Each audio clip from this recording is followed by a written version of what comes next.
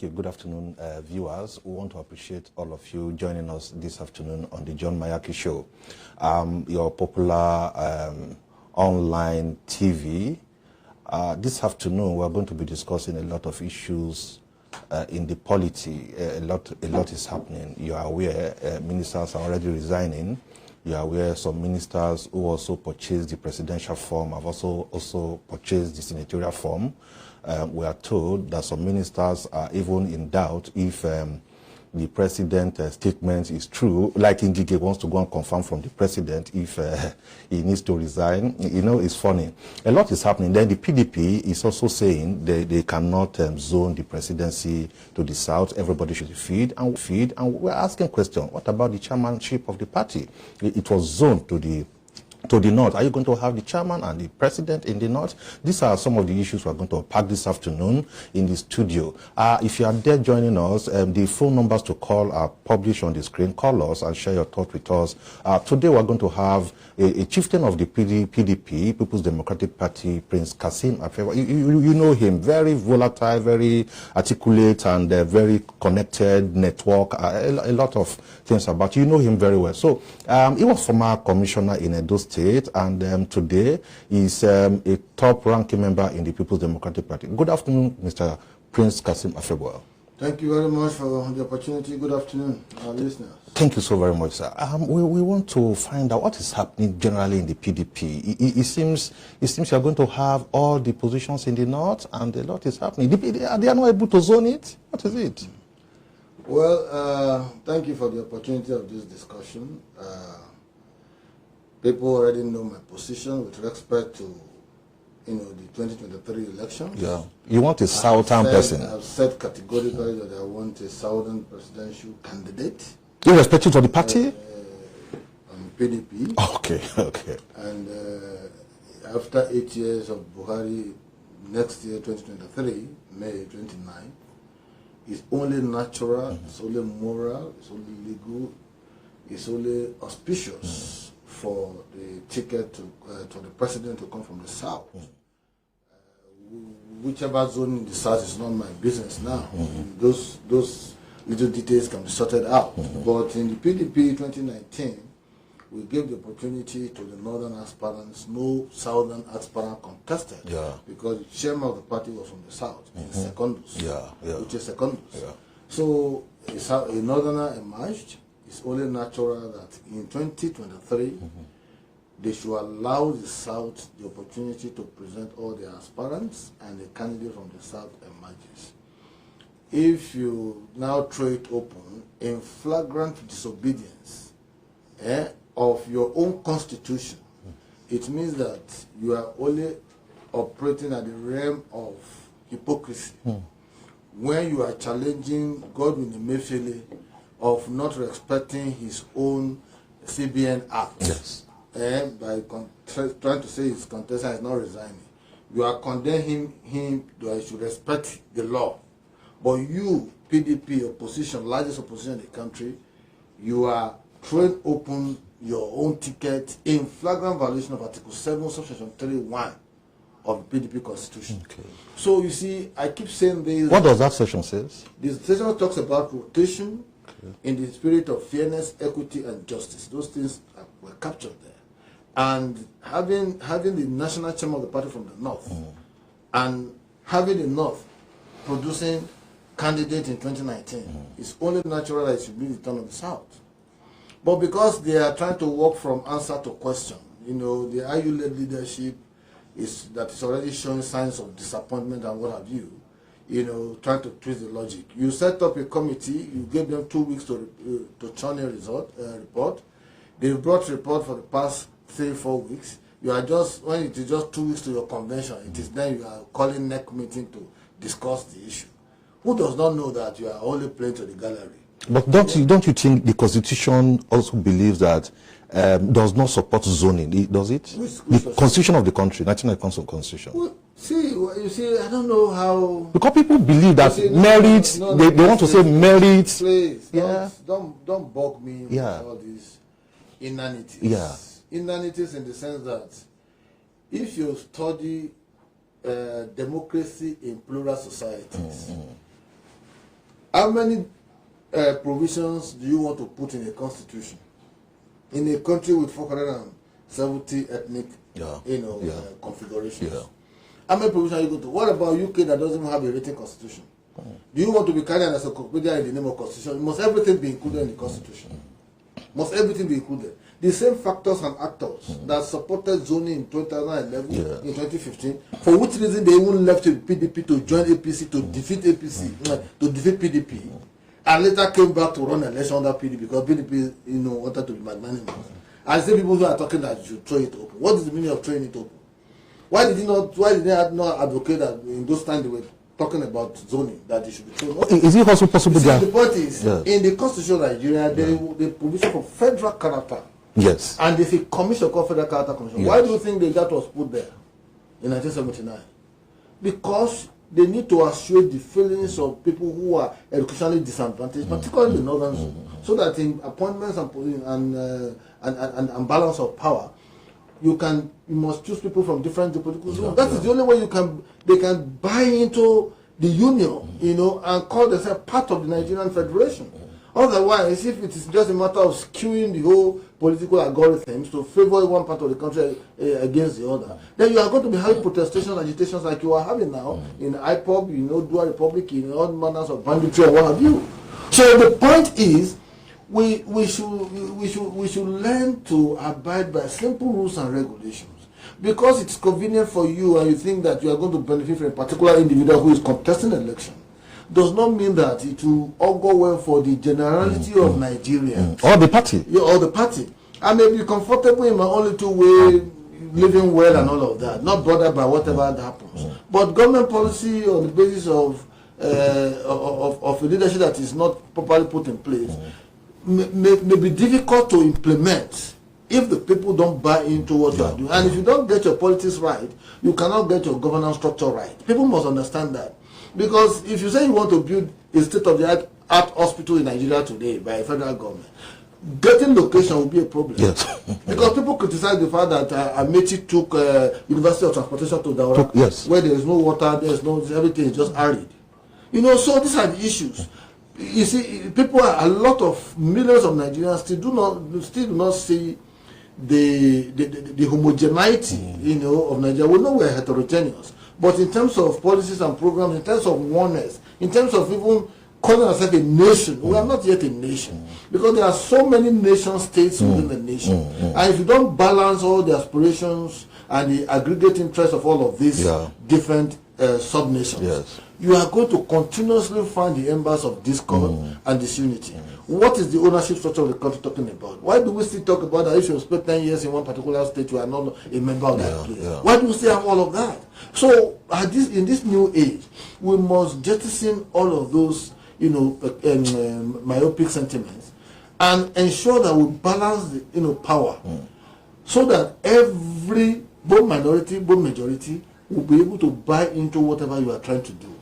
Otherwise, if you continue to say, throw it open, it will come back to backfire on PDP at a time when the least expect. But so people are saying that they want to win election, the PDP, and so for you to win election, you need to look at the north as if that is where you can easily get your vote from. To get votes, do you think you really need? What do you think? Do you have people to win national election from the south? You see, John Mayaki. You see, the point is simple. Nigerians, when they talk at times, I sit back and laugh. You know why? You can only be talking to people who don't understand the geopolitical politics of Nigeria. Except you are just on the surface. You don't understand the dynamics. In 2019, what was the urge for giving them the opportunity? It was because they said they can win an election. An article was brought in. You know how his candidature emerged in Port Harcourt all of a sudden, the world, all of a sudden. Now, he came on board. Go and look at the demographics of the outcome of 2019 election.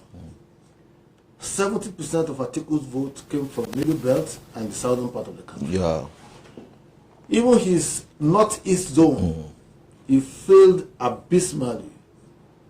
He was scoring 50,000 votes in Yobe State a neighboring state to Adamawa. He was scoring 71,000 in Borno. So where is the he can win the vote mentality that those people have? Apart from Atiku, you have Tambuwa in the race. No, please. You see, the point is this: Nigerians, you know, the point must be made that what is right to a particular geopolitical region or zone should be given to them. This sentiment of saying they are the one who can win the votes pales into insignificance if you look at the outcome of 2019 election and the abysmal failure recorded by Atiku Abubakar. You understand the point? Now, in 2024, you know what? Let's pick this one. Let's listen to it. Let me just finish okay. Go ahead. This is very important. Okay. You see, in 2023, APC will be featuring a southern presidential candidate. 2023, yes. APC southern candidate. Yeah, they will be picking a southern presidential candidate. Don't mind all this litany of nomination forms and some of the northerners are yes. They are just looking for, even the Senate president picked the form for vice presidential ticket. we can't have a Buhari 8 years yes. living and succeeded for another northerner, a Muslim and all of that. But there's a calculation. There's a calculation that the APC is waiting for the PDP to hold his have his primary. When they pick the north, APC is likely to pick from the north. Okay, now. Yes. Just like I was telling someone before I got to your venue. Yes. I said, if you say, okay, by accident, yes. you give the ticket to PDP. In PDP. You give a northerner. Yes, in PDP. Ticket, yes, yes. APC picks a southern president, a candidate. Then, by accident, PDP wins. Abi? That's the north, yes. That's the north. Yes. That's 8 years. Yes. It spends 8 years. Yes. Okay, this time, PDP wants to come to the south. Then APC will say they are going to the north. Yes, yes. Then they pick a northern candidate. We will pick a southern candidate. Then APC wins in the north again. Another 16 years. Yes. Then it continue to operate like that.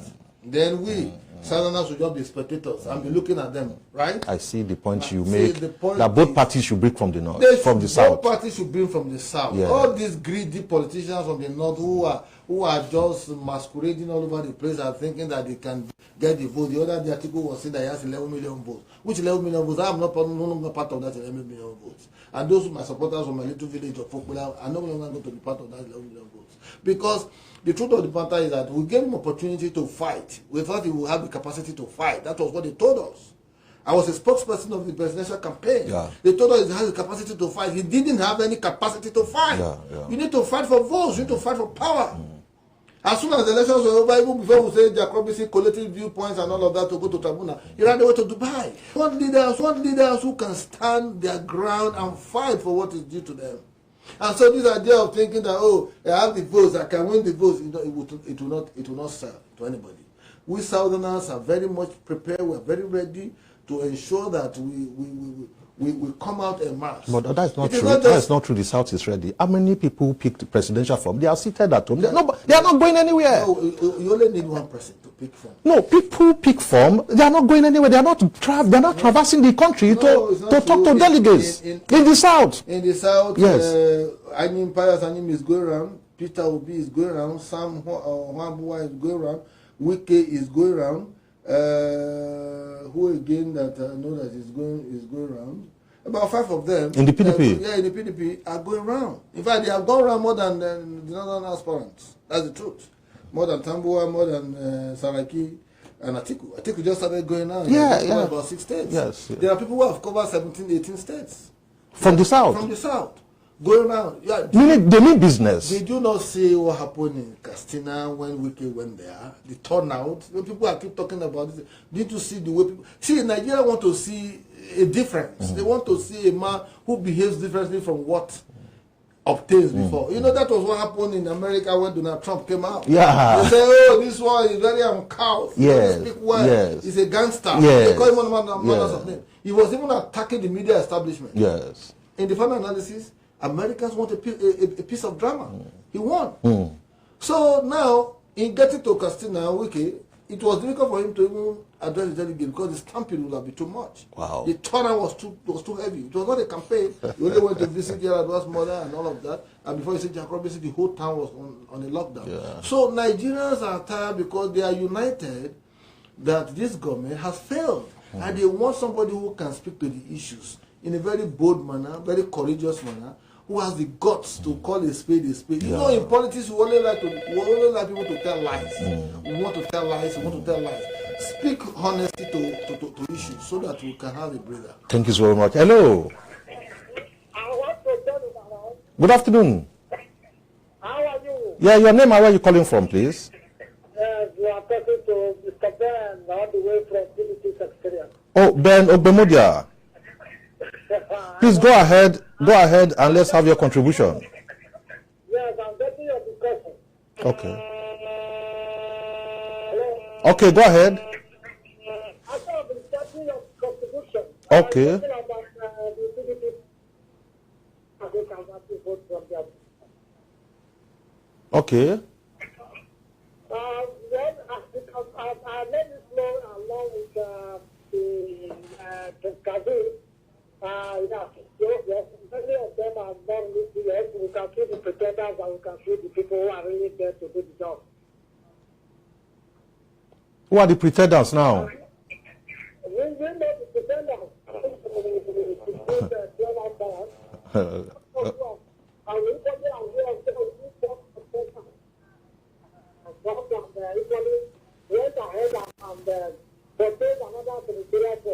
They are out there, they are pretending.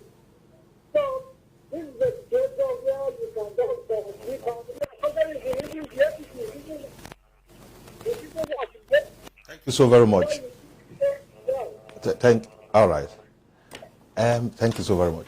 He's saying that there are pretenders and there are contenders, that some persons have bought the presidential form and some others have bought the senatorial form, just to say if they lose from the presidential race, they could just step down to the Senate. Well, those maybe the northern aspirants. Now, Certainly not the southern aspirants. Now, we've learned a lesson that ethnicity, northern, southern, doesn't actually help. I've seen some northern elites who are campaigning for Buhari to resign. Don't forget, these guys champion that, it's our own, it's our own. When is Nigeria going to grow beyond all of this ethnic, clannish? No, yes. we cannot. Yes. We cannot. Very unfortunate. Yes. Because the foundation have been issued that gave birth to Nigeria is very faulty. The northern and the southern protectorate of this country that were marched together in 1914 by no ordinary agreement or design of Nigerians, but by the colonialists, has not been able to have a stranglehold on our aspirations to homogeneity of thoughts, to oneness in terms of interpersonal and intrapersonal relationship, and even building national cohesion that can drive the collective aspirations of a people that are so diverse in terms of ethnicity, in terms of our culture, in terms of our value system, and even in terms of religion. Religion is coming into play now. So it has to be a conscious effort. I saw one of my friends appear on one program talking about merit, competent. How do you know a man who is competent and who has merit when you have not tested him? Did they not tell us about President Buhari in 2015 that he's a man of competence, that when he fought the war and integrity, and when he fought the Intercini War, he chased them across the Chad until he was told that come back, you're part of the man. Today, are we seeing that? No. The man has just become another incompetent leader. Whether we like it or not. Hello, good afternoon. Yeah, good afternoon. Your name and where you calling from? My name is Steve Ketu, calling from a good state. Okay, your contribution, please. The issue of ground is very, very critical. Okay. In the sense that the candidates are much, and the party itself is even confused. Both parties, when you look at APC, before now, Tinubu was the frontline candidate. So at the start now, the people are highly divided, which is posing a very big problem to the party. So I think majority of them, as available said by the previous caller, that many of them are not even they are just showing interest. They just want to just talk and go. So even some of them have not even bought the presidential term. So it's a very big problem to this country. Thank you so very much. The aspirants are just much. Thank you so very much. I appreciate this call. Is it true that with the unwieldy nature of the aspirant, it could have impact on the quality of persons who have to represent us in 2023? Which is not true. There could be mistake in... You see, the point is this. In APC, they have a leader who is the president of the country. Yes. So the politics in that place is going to be a matter of his body language. It's a different thing, for PDP. Yes. There has no clear-cut leader. Yes. We have 13 governors who largely are the ones dictating the flow of discourse, and those who ought to have played the role of the leader and all of that. Good luck, Jonathan. He's already joined APC. So has he? They has collected from their card in Bayelsa. It's been confirmed. It's all over the news. So. But the point will be that if he's contesting under APC, what will APC campaign with? What is it? Because that is their business. It is not our business as PDP. That is their business. Of course, APC is an arm of PDP, whether you like it or not. Their chairman was former governor of PDP. Their national secretary was former senator of PDP. Their deputy chairman, former member of PDP. Their public secretary, former member of PDP. They are almost 95% members of PDP. So APC is one party that is very hypocritical. They will condemn a PDP during the day. At night, they will put red carpet in the office of the president to receive the campaigns. So those kind of hypocritical situation is not what... If you are made the spokesman of Jonathan, what will your campaign issues revolve around? In APC? In APC, yeah. No, I won't. If good Lord Jonathan say, oh, Prince Kasima Feba, please, I admire your articulation, please come and help me. What you see, yes. I've gotten to a point that I can only serve the country under anybody, but not under any political party. Okay. I've gone past the level that I will be flip-flopping, so to speak. You see, I am driven by ideas. I'm driven by intellect. I'm driven by utility-driven, initiatives that can help, if I'm called upon to speak for the country. Yes. That's a different thing, because I know that I will be telling the country the truth. Even though I'm serving a government, I will be able to, I'm going to be an unusual spokesperson, because my allegiance will be to the people first, not even to the president. And people are always, once you earn this respect of the man you speak, I've been speaking for years. And before I turn out anything, we will argue before we arrive on what we are going to send out. So that is a better way to do spokesmanship than just take issues, hook, line, and sinker. So for President Jonathan going to APC, it makes the campaign easier for PDP. I was going to come to that. Yes, vice versa for PDP. What will your campaign issue be? Yes, it makes the campaign. You see, this election that is coming in 2023. Yes, it is very easy for PDP to win, because it's going to be a referendum of Nigerians versus APC. Nigerians versus APC. They take even the party away. As if you go out now, you see fuel scarcity everywhere. Yes. Dollar to naira is 586 as of this morning to $1. That is killing productivity, is killing enterprise. Yes. Electricity is there on arrival. 3,300 megawatts. We are still rotating on the same axis in 7 years of APC, when they promised that they were going to make things happen. If you go around, you see billboard where they say for affordable electricity and kerosene. Yes. You see Oshomole's picture, you see Osibanjo, you see Buhari in Edo State. Today, kerosene is beyond the reach of the other person. From the UK. Diesel is 700 naira. So everything is in doldrums. Sorry, sir. Good afternoon. Where are you calling from? Your name? It's Ben. It's Ben from London, sir. Ben from London. Your contribution, please. Yes. Hello, Dr. Kazim. He's a doctor now. No. My name is just simply Prince Kasim Abdullah. That is a good one for you. I know Kazim is sympathetic towards Wiki. So I'm going to address. Have you said so? Are you sympathetic to Wiki? No, Kasim is sympathetic to the Southern candidacy. When he said he likes Wiki as a person and things like that, and he would like to meet him. And of course, if I say I want to meet somebody, doesn't mean that. Congratulations, Doctor. Go ahead. We have to talk about equity in the national politics, because Kazim is in the PDP folks. When we talk about equity in the national polity, can we still talk about equity in the state politics? You know, because looking at PDP governors now that are agitating for power shift to the south, which I totally agree with, which I see reasons with, you know, are they implementing what they are saying in their own states? Are they fighting for power shift in their own state to those people who have not tasted power? Look at River State. I watched the Thanksgiving of Wike, where he talked about how they will choose his successor.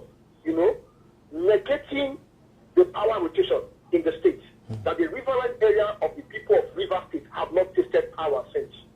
And then look at Benue State, where Zone C have not tasted power. And you hear the governor of Benue State, Otom, saying that the reason why they can't give Zone C is because Zone C won't be able to win the votes that will return PDP. But these are people who are advocating for power shift in the national level, but in their own state, they seem to be doing otherwise. So when we talk about the national level, we should as well look at the states and please with the governors that they should implement what they are advocating in the national level in their own states. Thank you. Thank you so very much for the contribution. Well, thank you, Ben, for your intervention. I think what is critical for me is about the presidency of Nigeria. The peculiarities in the different states of Nigeria will factorize the politics that in the states that takes place in the states. Yeah. If I'm not from Rivers, my vote. Neither are you from Benue. When I'm from Benue, my vote will not have impact on whoever becomes governor in Rivers or Benue, but it will have impact on whoever becomes governor in Edo, where I come from.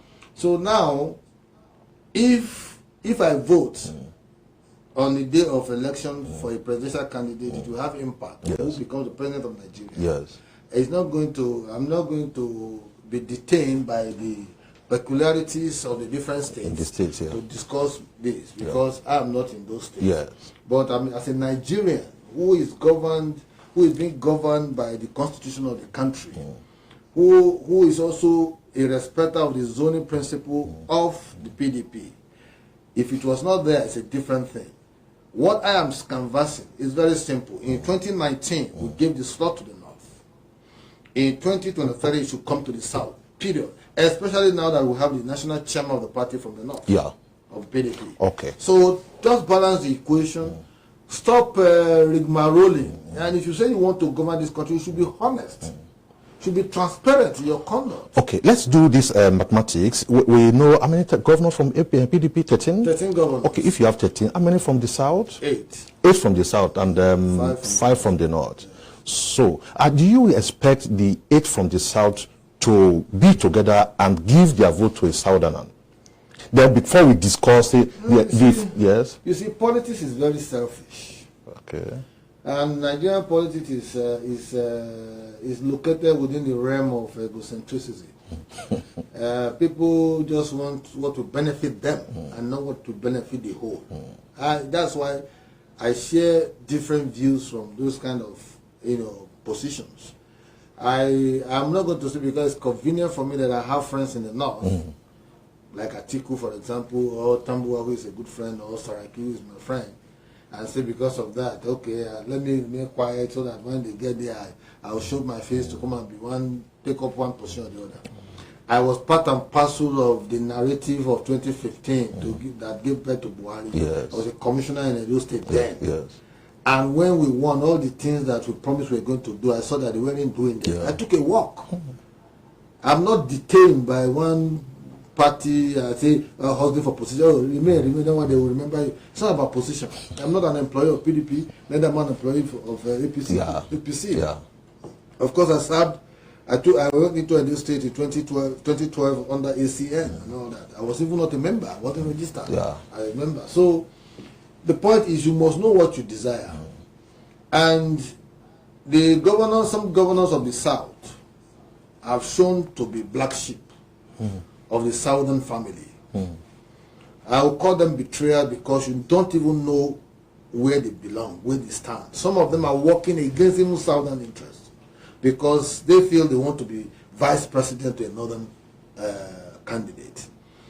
So for those kind of governors, very soon, I will go into name calling and I will be publishing articles against them. I'm not going to keep quiet about it, so that history will document it for them that this was what they did when it was time for us to have our turn. But it's all about interest. If they want to be vice president. No. You see, let me tell you, you have to swallow your own personal individual interest and grab that of the collective. The collective. Yes. See, is it reasonable for any rational mind that after 8 years of President Buhari in the north, you still want to have a northern? But do you have the votes? Do you have the votes to complement? Around nonsense. I don't want to hear all this. No, the vote from the south, from the particular state governor. Please, please, John, go and look at the votes that we have been having in this country. Yes.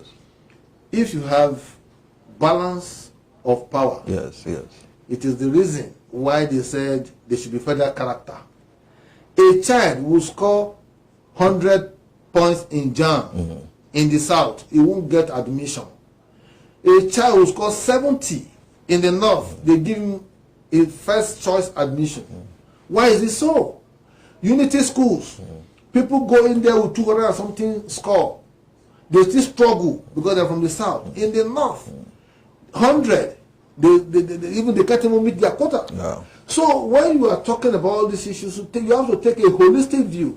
The reason why you have federal character is also to balance that skilled arrangement, that to make so that one particular zone or group will not dominate the other. And once you're able to strike that equilibrium, there is likelihood that you will have peace and stability. Why do you think IPOP people are asking for Biafra Republic? Because they feel that they are not wanted in Nigeria. You may poo-poo the idea and say this is inconsequential, but they are making a very valid point. What stops you from giving them presidency so that they can be part and parcel of the ownership structure of the country? So the point is, these votes you are talking about, tell your people to come out on election day to vote.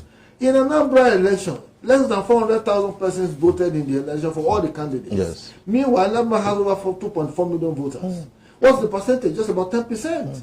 That is not the kind of narrative, because people are losing interest every day. There's a declining interest, voters' apathy in our elections. So minority are now the one voting for leaders in Nigeria. Don't you think it's better for the southern aspirants to sit together and decide to say, okay, we are supporting one, and this is where... I too know. Yes. I make Agbede shot. That's what they talk in our local parlance. I too know too much for southern people body. I too know. Oh, if it is not me, it is... let us spoil the whole cook and all of that. And that is why a lot of the issues we are suffering today is as a result of disunity in the southern house. It is not that the north is that united. There's nothing like monolithic north. But at least to some extent, religion binds them together, kind of. You understand what I'm saying? So, the southerners who are now becoming the black sheep of the family know themselves. They know what is right, they know it is right. But because they are not involved, they don't want to contest. They also want to spoil the chances of others who are contesting. It's a typical problem with us. And tomorrow they will be the loudest to be complaining. Yes. It may be convenient for you because you have some 2-3 billion stolen from government coffers, kept somewhere that you'll be using to live your life. You know? But for God's sake, we're looking at the general feeling in the country. We're looking at the collective, the spirit of collectivism that should exist in a country of disparate interests, different ethnic multiplicities, several centripetal and centrifugal forces operating within the same geopolitical space.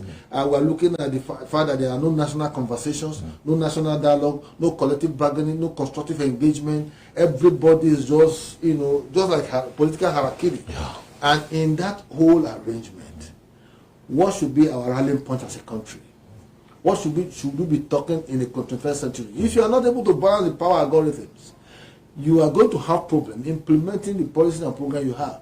Let me give you a typical example. APC has fantastic manifesto in their manifesto, but fantastic ideas in the manifesto. We have to talk about restructuring, number one item. 3 million jobs per annum. We have not seen that. Job losses is high. Dunlop is leaving Nigeria. This company is leaving Nigeria. Even Guinness has left Nigeria. Yes, iOS. Yes, and they put up the company in Ikeja for sale for 7.2 billion.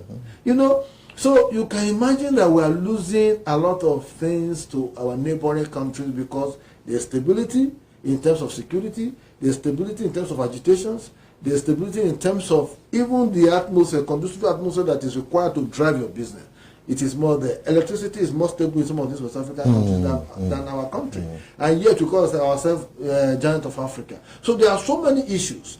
So as a government and as a people, we must begin to look at ideas, policies, and initiatives that can unite us in a very holistic manner, so that this accusation of nepotism, favoritism, cronyism, selective amnesia will not come to play when we find ourselves at the position of leadership. Look at this way. I asked you the other time the campaign issues. Now you mentioned that some guys in PDP, in APC now, are from PDP. Of course. And some of them were accused of corruption. Of course. Okay. Now you have Jonathan coming from PDP now again to join the APC. But of course, your national chairman was said to have refunded 405 million naira. The Dasuki Gate money was said to have refunded this money to the EFCC. That is also a campaign issue for the APC. Yeah, you see. So if you have a corrupt chairman... Let me tell you, Nigerian politics. Yes. Doesn't he have a corrupt chairman? Do you agree we have a corrupt chairman? No, you know, has he refunded money? Well, it's true. I saw the report in the media by the Buhari Media Organization accusing PDP chairman of mocking him. Yes. That he had returned this thing. But it takes two to tango. Yes. While they were accusing him, the chairman of the APC is also standing trial for 15 billion misappropriated while he was governor of So you see a gang of sinuous forms who are masquerading about as those who want to recruit the leadership that the country requires for the 21st century. Yes. And that is the irony of the Nigerian situation. That is the kind of political calamity, disaster that we find ourselves. You see, people who want to come to equity, they have soiled hands. So they cannot also dispense justice. They can't give justice, they can't dispense justice. That's why you see the kind of answer to question rigmaroling within the PDP with respect to zoning. What is wrong if the chairman stands firm to say, gentlemen, we can't jettison our constitutional provision? Article 7 is written very clearly that we have to rotate this power. And so if the North had it last time, I'm the chairman representing the North now. Let us give it to this House. Only a chairman. At the end of the day, if you see that playing out, what will you say? That will have been interesting. But now, making it open, even if the Southern clean sheets the ticket, which I think will happen. It will still backfire in the larger interest. You know, because you take a deputy from the North. Then it will now seem that, remove that provision from the Constitution. It will now be a contest of money for money, ideas for ideas, which will also, when you monetize the process, it will not be healthy for our democracy. So what I will personally advocate is a process of demonetizing the political process, the electoral process, so that the good men can come. People who have been churning out 100 million to buy forms, even though they know that they are not going to contest, or they know that only one person, defeats the very notion of leadership that is accountable, transparent. And again, when you look at the fact that ASU has been on strike, Minister for Education, and another 12 weeks have been added again for another continuation of that strike. We are just hearing that the chief of staff to the president is going to be holding meeting with them today. We don't know what the outcome will look like. But you see, when ASU, how much is ASU looking for? The sum total of ASU's requirement is about 59 billion. About 59 billion, that's what they require in terms of allowances, emoluments, and what have you. But in the larger picture, it's more than that. Because they're talking about, the university education system, infrastructure, and what have you, which is okay. We must begin to consciously take into cognizance the fact that education is the bedrock. But our education today is one I would say I would call cramming mentality type of education. People just cram, dish out and all. Ideas that should be coming from the ivory towers, ideas that can make a country turn around. Grow. Where is our science academy? Where are our scientists? What are they churning out? What are they inventing? What are we producing? What are we inventing? Yes. Why are they able to solve our developmental problems in terms of ideas that can look at our energy sector? Yes. What other things can we do? Can we decentralize the energy sector?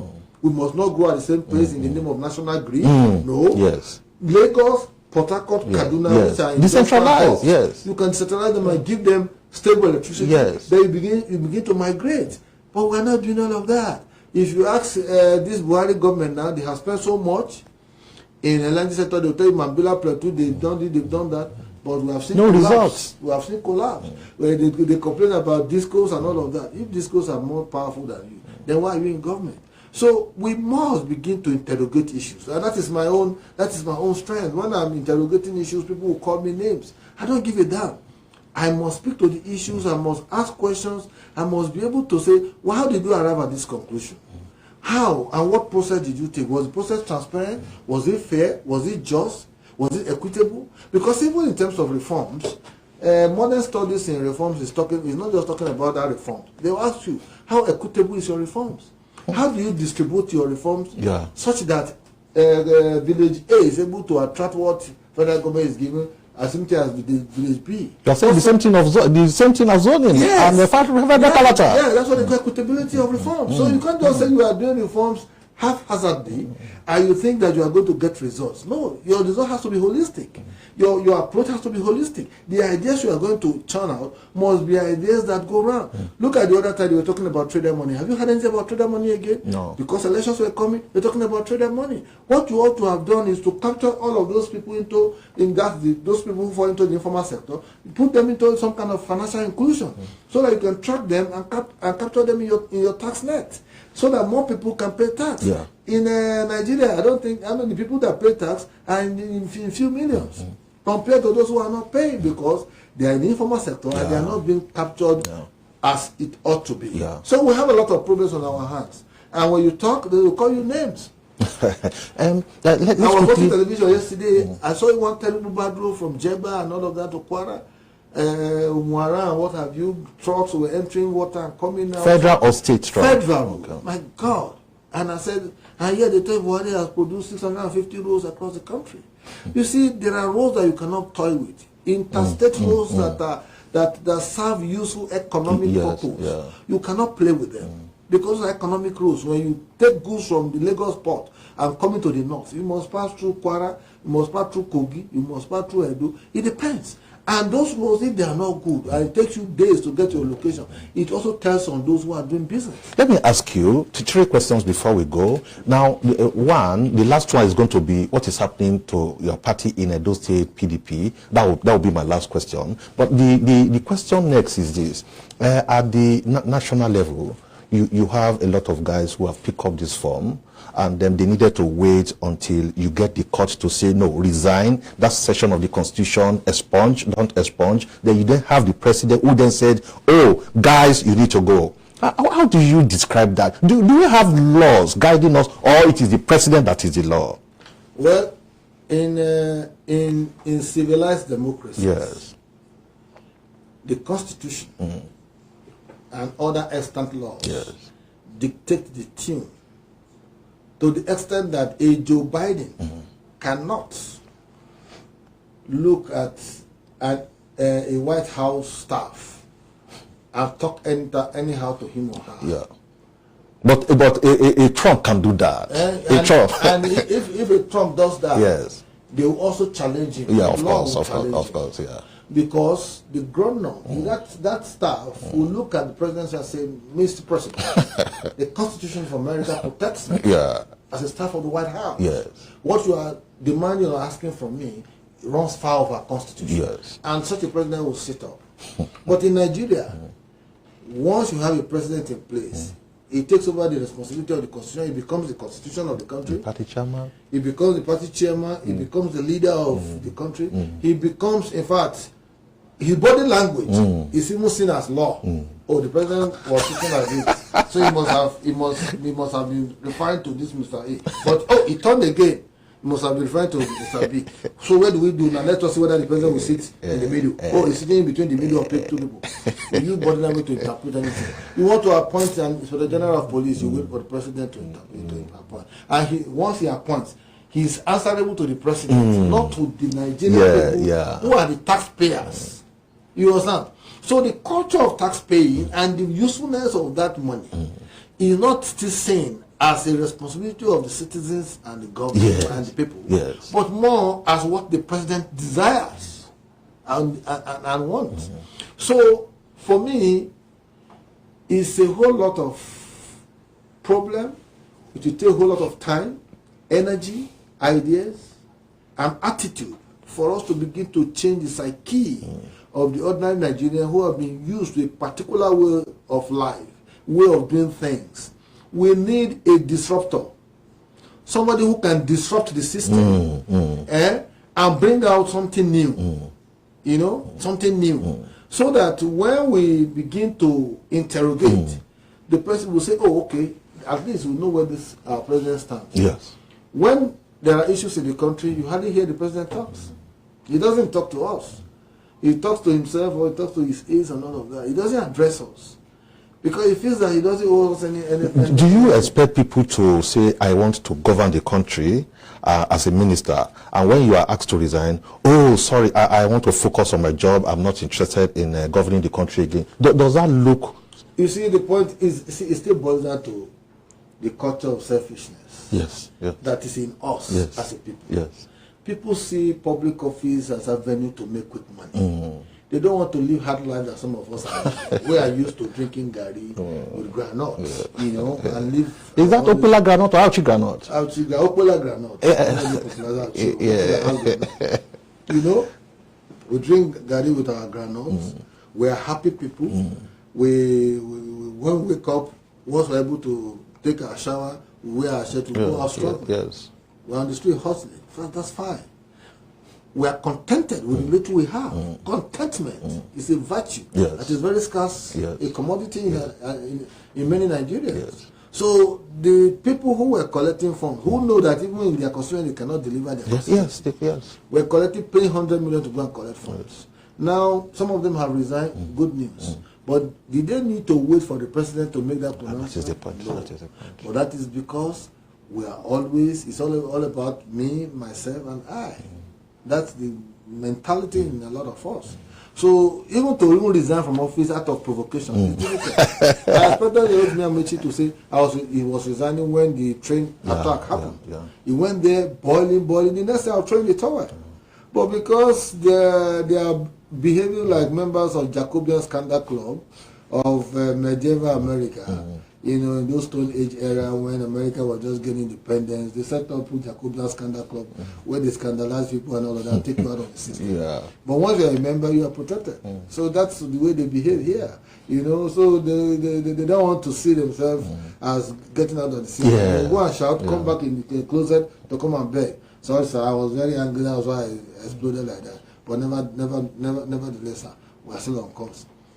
See, once you find yourself contented with your little earnings, you can look straight in the president's face and talk to him the way you like. And you get fired? Let's get fired, no problem. People should be fired. People should be ready to be fired. You see, it is not your birthright that you must be you all the time. No. 200 million Nigerians who are brilliant minds who are rotting away out there. You are brilliant minds who are even more patriotic than those who are there now. We are young minds who can do better than what these guys are doing. Why are you not cultivating them? Why are you not reaching out to them?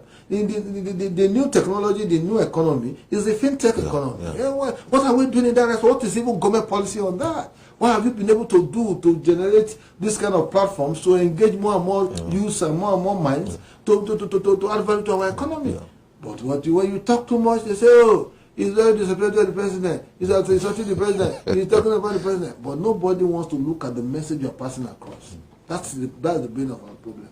Now talking about Edo politics. Finally, you guys want to nail your governor. It's not about, no. I think the point is very simple. I've said this time and time again. There's no point even belaboring it because a man who came into the party afresh in 2020 should naturally respect those who he met on ground. He's the leader of the party, he's the governor. It is not in the constitution of the PDP. You may have it in your APC constitution, but in the PDP, there's nothing like leader, governor, leader. Leadership is earned. It is not procured by the position. The amount of brute force you can impose on the system, or you want to say you are a bull in a china shop and you must destroy everything before you can. No. You see, a leadership that is humble, a leadership that is cultivated, a leadership that is cerebral. You don't even need to force people to love you. No. You don't need to force people. It flows. So it will come naturally. Yeah. That's what I was expected to see. In a man who the PDP gave the umbrella to shield him from the APC acidic rain. Acidic rain. Acidic rain of APC was beating hell out of him, and he came under the PDP umbrella. He had opportunity to go to ABGA. He had opportunity to go to Labour Party. He didn't go there. He came to PDP. He pleaded. He was running around Asaba, Port Harcourt, Uyo, and all of these places, talking to the governors to accommodate him and all that. Now you are accommodated. Yes. John Mayaki, in the spirit of the African mind, our sense of communalism, our sense of... Are you guys over demanding? It's possible there's somebody demanding for too much from him. Nothing. He's a gentleman. The governor is a gentleman, you know that. That's a blackmail that he was put to rein in the APC chieftains. Yes. They want me to be sharing and do money, sharing money. Now that you are not sharing the money, what are you doing with the money? It's not sharing it now. Are you developing the state? Look, he said he has employed over 300,000 persons. 300,000 in Edo State. He has created. He has not said he has employed. He said he has created. Well, that's political hallucination. If you ask then finally, so you guys, you wanted to conduct a local government election. You guys went to court. You wanted to have some delegates, 500,000 delegates. You guys went to court. You guys want to push him out of the party, isn't it? No. You see, the constitution of the PDP must be respected at all times. Yeah. That's why I'm quarreling about this provision of the zoning that is being jettisoned. Yes. Within the state, if you are conducting a local government election, there are procedures. You understand? In the laws of the state. Yes. You can't just wake up within 2 weeks, you want to do all the processes of election and you want to conduct. The law was amended. No. You can't amend the law within 24 hours and before you say Jacobisi, you say you want to conduct election. As far as I'm concerned, there is no state assembly in Edo State. There is nothing like state assembly. But they passed, there's a budget running, they passed the budget. See, all these are illegalities. You see, time will come when we will discover ourselves. Governor Obaseki, as the governor of the state, his tenure will expire 2024, November 12. He's going to leave. Then we'll now start the process of recalibrating. He will install somebody to take after him. It doesn't matter. The people who installed. Yes. How many of them? He was also installed and did he protect the people? So leave all of that. Yeah. You see, when the time will come, we'll recalibrate the whole process. We'll redefine Edo politics, bring our sense of oneness and love that permeates the length and breadth of Edo State before now, so that we can begin to think. Edo is not called the heartbeat for nothing. We're the heartbeat of the nation. With Obaseki's performance, do you see PDP winning the Edo State? Future of all eyes. Yes. With Obaseki's performance, do you see PDP winning the Edo State? We'll pray. When we get to that time after this 2023, we'll begin to see the dynamics because I, Prince Kasim of Edo, will contest that election. Wow. Yes, I will contest governorship of Edo in 2024. Anybody who wants to chase me now, they should better start. But it's not going to. The zoning doesn't also permit that you should come to Edo. Not. No, it's not written in any law. But you spoke of zoning. Yes, it's not written in any law in the state. Yes. If I'm contesting, I'll purchase form. I'll go through the process. Yes.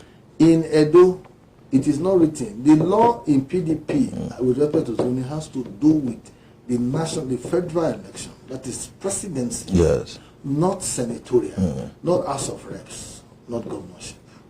The peculiarities in the state may define that. Yeah. If I see that there is a genuineness to cede the position to Isha, that's a senatorial district, I will gladly and gleefully support any individual that I see that has the competence and the capacity to preside over the state without behaving like Governor Obaseki.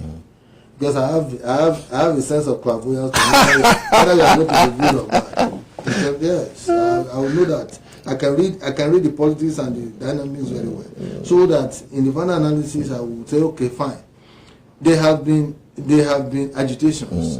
If APC do not choose a candidate from Isha, yes, and PDP chooses, then there will be a problem. Yes. So the two parties, the two dominant parties, yes, must ensure that they choose from Edo Central. Yeah. That will be fine. But irrespective of that, I will still indicate interest to run. If the dynamic suits Edo Central, all well and good, I will support them. I am not caught, my politics is not do or die. I wanted to contest this House of Reps. Yes. They told me it's not zoned to my local government. 2019, I bought form. I like it, you respect zoning. Yes. Yeah. 2019, I bought form. 1.5 million. They did the form. They told me no, it's not at all. I left it. APC may likely choose a candidate from Isako West, Isako East, where I come from. But this time, they said no. So for me, I gave up the trial. So finally, what are we going to expect from the PDP at the national, as in the backlash of zoning presidency to the north? Are we expecting protest vote from the south? We are going to. The two parties will have candidates from the south. Okay. All these things you are saying, they are just initial gra-gra. Okay. I think some persons are overestimating themselves, thinking that they have a sense of entitlement to the ticket of the PDP. It's not going to work like that in 2023. Okay. This convention that is coming May 28 will be a southerner will emerge as the candidate of the PDP. You're so optimistic. I'm very optimistic about that. Thank you so very much, Prince Kasim Afebwa. We want to appreciate those of you who called and those of you who followed us online, on YouTube, on Twitter, on Instagram, and on Facebook to watch and the discussion of Prince Kasim Afebwa on national issues, former President Goodluck Jonathan contesting election, President Buhari asking ministers and other persons to resign from his cabinet. We call it quit notice. That is a serious one. And we have the PDP zoning and not zoning. Thank you so very much once again, and see you next time when we come your way.